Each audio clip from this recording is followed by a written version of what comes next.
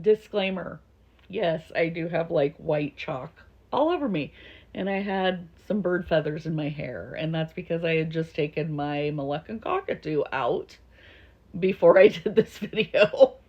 So I've got signs of the white, fluffy, chalky creature all over me. Such is the life of a parrot owner.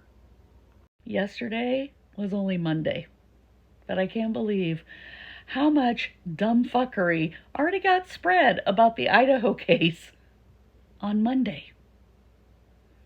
It's going to be a crazy week. I just can't wait until the trial gets here. And no other text messages are made that night. I believe this is the last one she made as she left that house. This is her last text. And then we see 45 seconds later a vehicle cross Linda Lane, and I believe that vehicle is heading to BF's hotel room at the Best Western there in Moscow. Oh my God, Pav, did you really just effing say that? She had a hotel at the Best Western. Okay. Oh my God. Okay. I sorry. I can't. I'm trying not to laugh. The Best Western University Inn is where traditionally the opponents of WSU stay, and also U of I opponents stay. So, both teams were home that Saturday. They both had football games. That means the football teams playing both schools were staying there. So the hotel pretty much already full. Not to mention during football weekends and parents' weekends, especially at WSU, because WSU has the bigger base, bigger stadium, hotels are booked a year in advance. Okay, when the schedule comes out, they're booked. And also, they do 2-night minimums for football weekends. So you're wanting me to believe that Bethany booked a hotel room a year in advance for a 2-night minimum for her and Dylan to stay at for like 6-7 hours? Do you really believe that? And here, just to show you, I went online just to see if the University Inn was available for one of the football weekends this fall in Pullman, and here's what I got. So this is the University Inn just for one of the football dates at Pullman in the fall. This Best Western would have been booked out as soon as that WSU football schedule came out. So yeah, it's laughable that you think Bethany had a room at the Best Western for like 6 hours that morning. She pulled out of her mind that she's familiar with as she's giving these statements. The first one is she's seen a man wearing a ninja mask. I believe at some point in the night she actually did see that. She told BF that she had seen a man change into his underwear. Can you please point to me where in any of the documents it states that Dylan saw someone in a ninja mask and where she saw somebody changing like in their underwear? Because I'm not seeing that anywhere. Not anywhere officially anyways. So if you could point that out, that'd be great. So, Pocono Lake Preserve. Man charged with rape of 13-year-old girl. Scranton, Pennsylvania. A man is accused of raping a 13-year-old girl in Monroe County. Eric Gower, 34, of Scranton, is facing rape, statutory sexual assault, and other related offenses for the crime allegedly committed. You can't make this shit up, people. Oh, here we go again. Wasn't this just discussed? It's like Groundhog's Day on the YouTube streets. No, you can't. Now, is this the Gower? I don't know. I don't know. Related offenses for the crime allegedly committed in December of 2019. Gower was in the news back in 2012. That's when, while working for Bolus Truck Parts and Towing, he smashed into a bridge in downtown Scranton and left the scene. He ended up being sentenced to jail for that. Gower is now back behind bars now for this alleged rape in Monroe County. And this was written on January 30th of 2020. So I don't know if it would be the guy. The guy would be in jail, right? Yeah, it says he was in jail. Well, it says he was in jail. Sentence. No, he was in jail for something back. Where was it here? That wreck. Back in 2012. Yeah. This is 2020. I'm sure he was out by then. Go ahead, Nat. Well, I don't know. I can't say anything because I don't know his background as far as did he live there? What was he doing there? Does he have family? Was it, there's a lot of questions with that. I don't see now natural healing. She was on the right track to not want to discuss it. Her instinct was like, I just don't know enough. I don't know. But do any of them shut him down? Oh, hell no.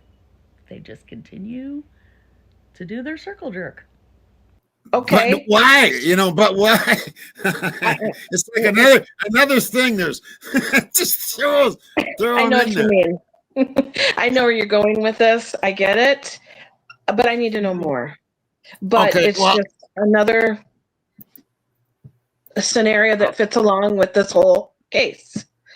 Right. Yeah. Well, here he is. Is this the Eric Gower? I don't know. Does anybody know? Because this is the Eric Gower from Scranton, Pennsylvania. And he hasn't posted since 2014. So, is this the dude? Do we have a picture of the Eric Gower that did the interview with Daly? So that is not the Eric Gower that lives in Moscow, Idaho. That is supposedly the rideshare driver. This is that Eric Gower. A little research would have shown you that he was at University of Idaho, not in Pennsylvania. He's like a graduate of Kamei High School in Idaho. He grew up in Idaho. He's currently like a PhD student at University of Idaho. He's never been in Pennsylvania. Well, I mean, he could have vacationed there, I don't know, but he's never lived there. He's younger than the person that you're trying to bring up. And also, Tommy, you claim that you got it as a tip. No, you were on Rory's live the other night when Rory showed the exact same thing. So I don't understand why you lie and claim you got it as a tip from someone. And that also you don't know whether it's the same Eric Gower or not. You guys know damn well it's not the same Eric Gower. So just stop with your nonsense. And also, the person that gave the interviews to News Nation and Law and Crime was clearly not the real Eric Gower. Because I keep saying this, that person claimed that he drives Uber all day, drives cars all day, and that's not true.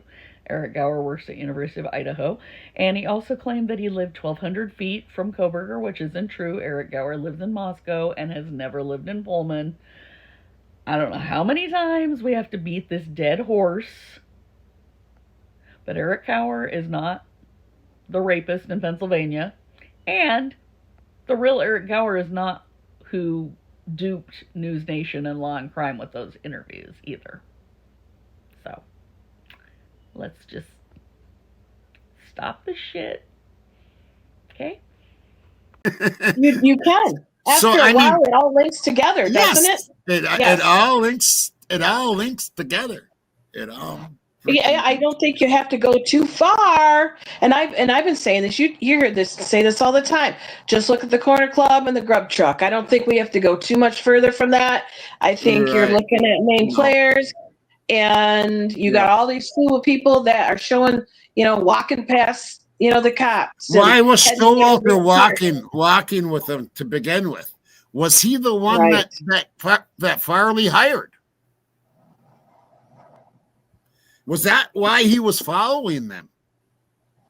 I think Showalter was following him because he had to make sure Is that who they were these girls scared got of? in Is that that who car. Katie? What's that? I just think that he had to make sure that he knew where they were going to be because he had to make sure he knew where he had to be. Yeah, I believe he went to the house. Or maybe Showalter was with him that night because he was good friends with Maddie's boyfriend Jake. And as has been said, Jake wanted Jack to just keep an eye on him, on them, just to, because people out drunk, walking around, etc. It's always helpful to have a friend watching out for you.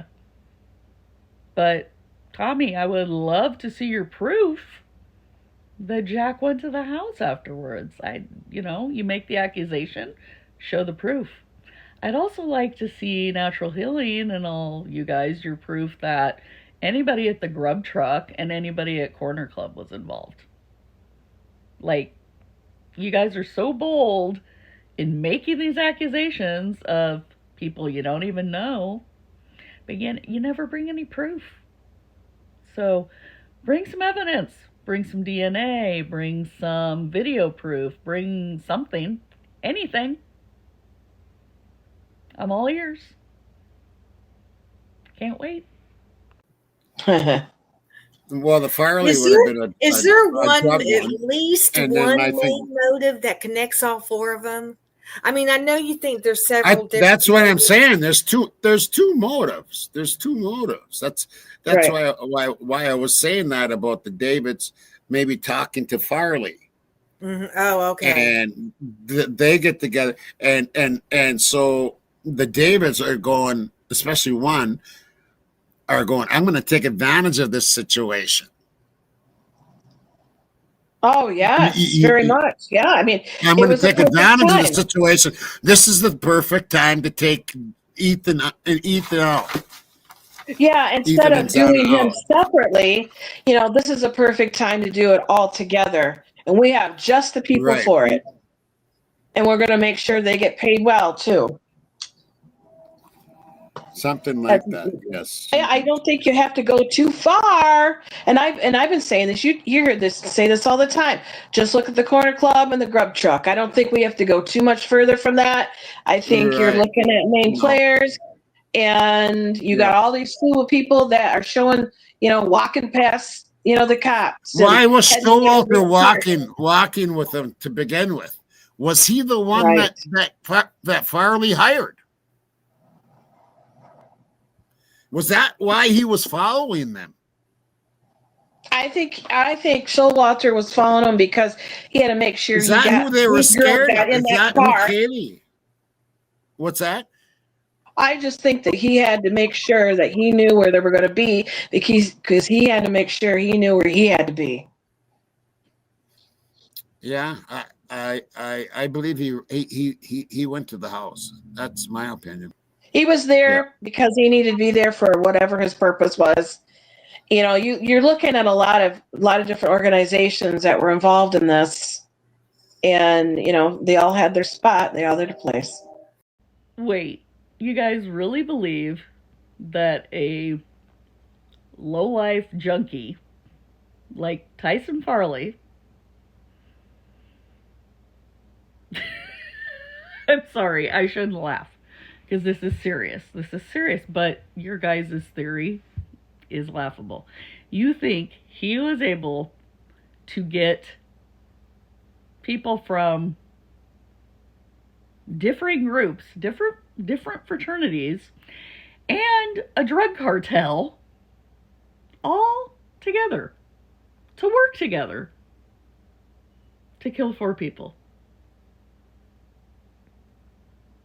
So different organizations. Wow, yeah, that's quite the feat. Like, is he the United Nations Secretary General? Because that'd be pretty amazing to get like these different drug gangs together with people from like 3 different fraternities and other groups to go into a house and kill 4 people and then also not leave any trace. Like, that many different people would be much sloppier than one person going in. Okay? Not to mention your eyewitness didn't see multiple people. And the coroner, well, not the coroner, I shouldn't say coroner because you guys jump all over Kathy Mabbitt. The medical examiner in Spokane that did the autopsies didn't find any reason to alert the police that it was multiple suspects. And she also said only one weapon was used. So,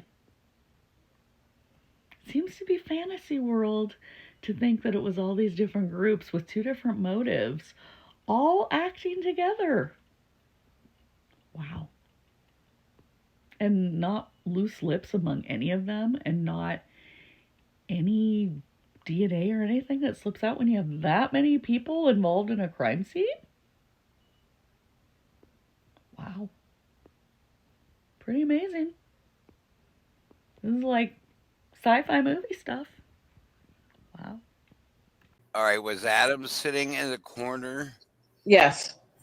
at the Yes. Okay, we're all positive of that. Okay. What did Maddie tell Adam? Do we know? I told Adam everything. I heard a rumor.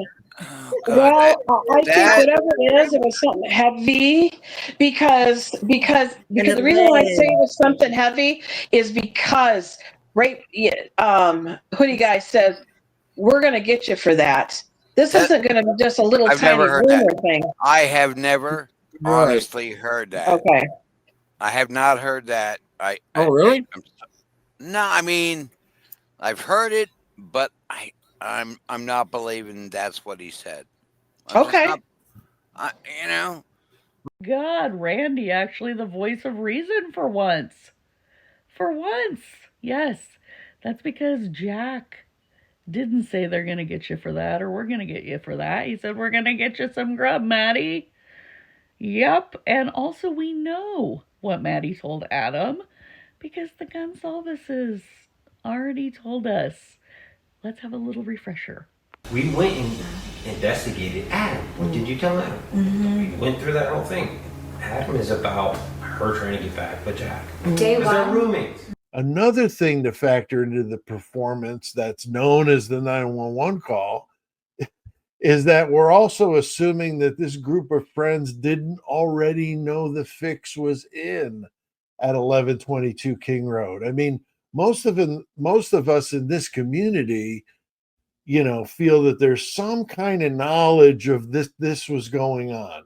This was not a one-off, out of the blue. Nobody knew what was going on. We already know that, Maddie told Adam something, and was that something had something to do with this? I'm going to be doing a video on that. But we've heard the entire town knew something was going on. They all knew what was up.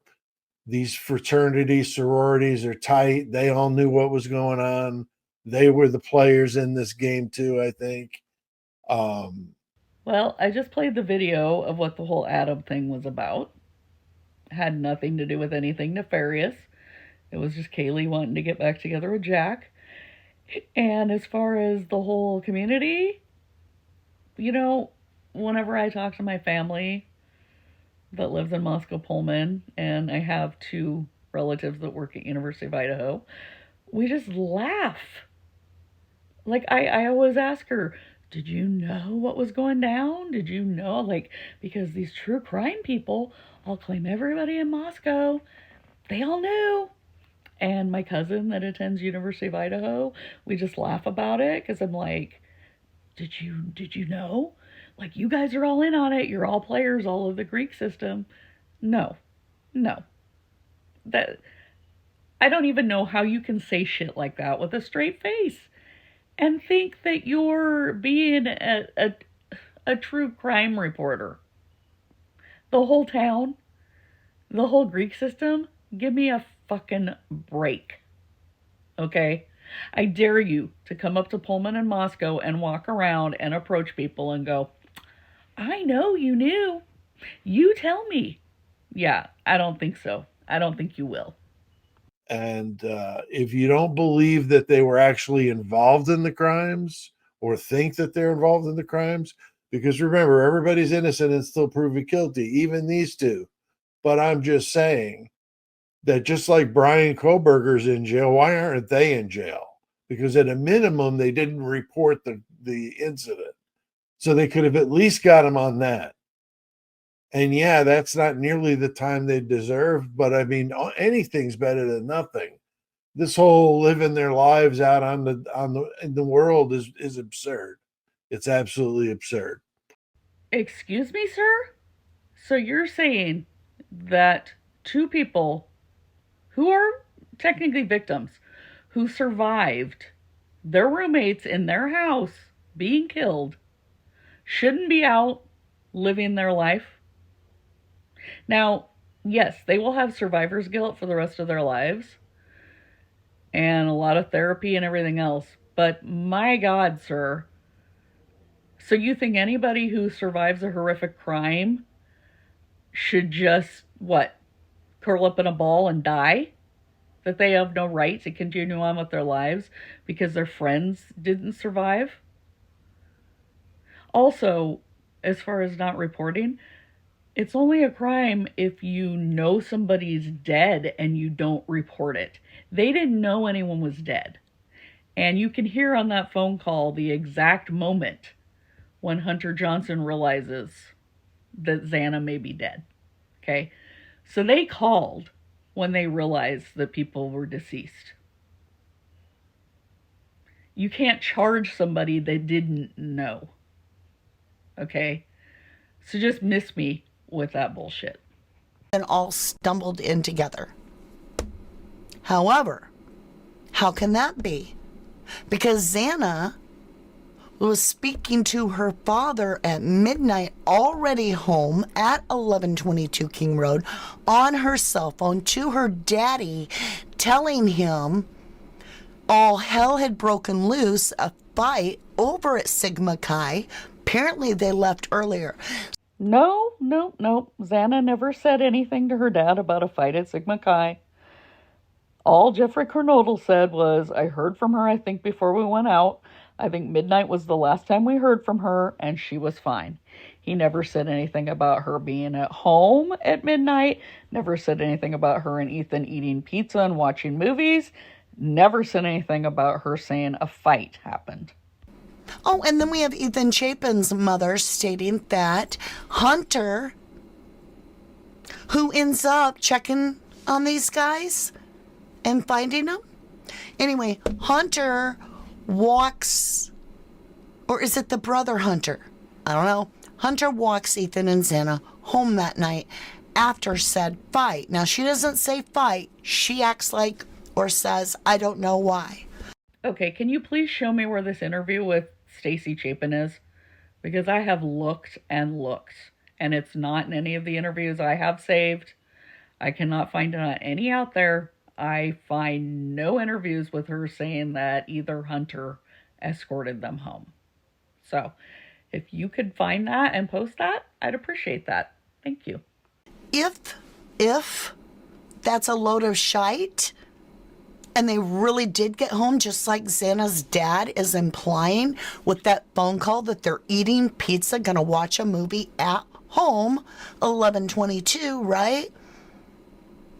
Then already you have the two roommates that are unharmed, altering the timeline. Except as I showed you, Jeffrey Kernodle never said they were home at midnight eating pizza and watching movies. That's a Mandela effect.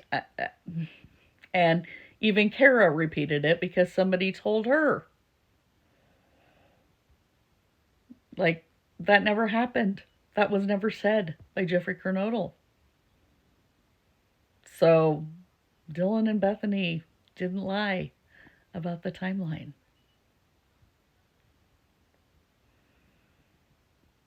Now, I thought about that call, or not that call, that ring cam footage on Linda Lane. We listened to it at 1:56. You can hear, and I have not a doubt in my heart. You have your own opinion. I can only share mine.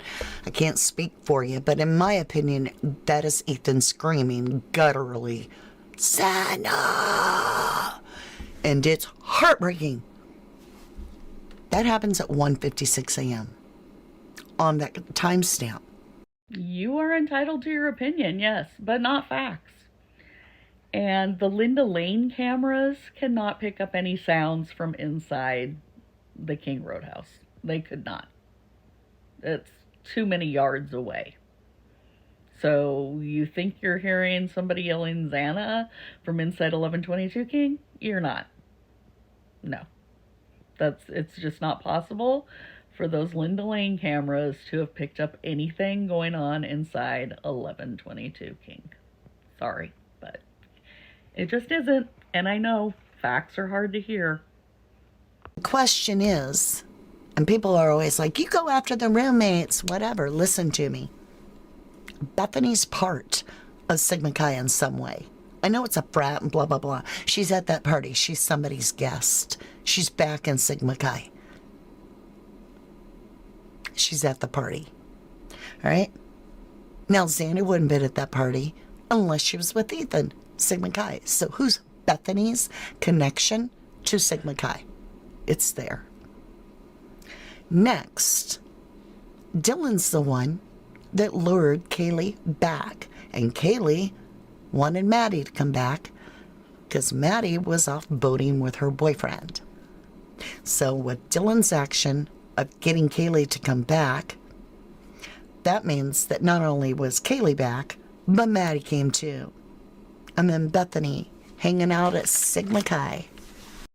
Okay, first of all, fraternity parties. Okay, while they have cracked down, since I was in college, where you do have to have guest lists now, technically, guest lists filed with the university, it still doesn't mean that people can't just go over. Sorry, got a bird feather in my hair. Yeah, Xana was dating Ethan, so she hung out there a lot. But you don't have to be invited like a traditional +1 type of thing, like 1 per 1. Like somebody at the fraternity could be like, hey, we're having a party Friday night, come on over. And there's ways to get around the guest list at the door that's filed with the university. So it doesn't mean that necessarily Bethany had like somebody she was really close to at Sigma Chi, but obviously she was close to Xana and Ethan. So that right there would have got her access to the party. And just being friends with several people in the house would get you access to the party. Just being in a sorority at U of I would have gotten you access to the party generally. Because, well, hell, I mean, not even in a sorority. I can tell you that after I graduated from college and was back home, I could get into parties at fraternities without even being a student anymore. Or a member of a sorority in that college. Just, if you look young and they think you're pretty, you're in. So I wouldn't really say that there had to be any connection, honestly. This is just college life. Just is how it is. And who did they call? Sigma Chi. First ones on the scene. Actually, no, they didn't call Sigma Chi. They called Ethan's best friend, Hunter Johnson, and his girlfriend, Emily Allant. And Hunter Johnson was a Phi Delta Theta, not a Sigma Chi. So they didn't call a whole freaking fraternity, okay? They called Ethan's best friend. And then his girlfriend, Emily, who was good friends with Xana and Dylan. Start, like 2:30-ish, 2:34 or something. So between 1:52 and 2:34 is when I believe, honest to God, that this attack occurred. Xana having her locks changed, Xana calling her dad in panic, Xana and Ethan having to be walked home, it's all pointing to the Sigma Chi. They're on foot. They're close enough to do this. I'm not saying they did. I'm saying it's super sus to us. All right, little crime circus imitator. Sus to us. First of all, Xana didn't have her locks changed. Kara misunderstood when Jeffrey said Xana had changed a lot. So no locks were changed. Again, I would love to see your information of where it stated that Hunter walked Ethan and Xana home. Also, none of the evidence, none of the court documents show that this crime occurred before 4 a.m.